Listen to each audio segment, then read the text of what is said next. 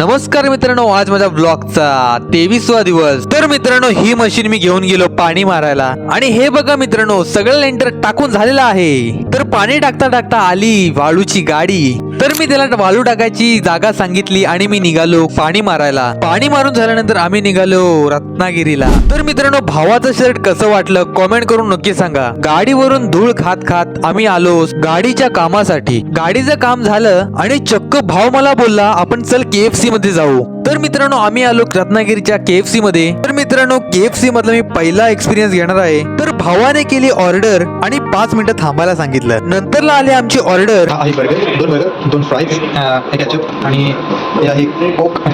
तर मित्रांनो, आम्ही खायची मजा घेत होतो। खाऊन तर पोट भरलं आणि आम्ही निघालो घरी। तर मित्रांनो, ही बघा आमच्या कोकणातली हिरवी परी। बस मित्रांनो, आजच्या ब्लॉग साठी एवढंच। भेटू उद्याच्या ब्लॉग मध्ये। Bye bye.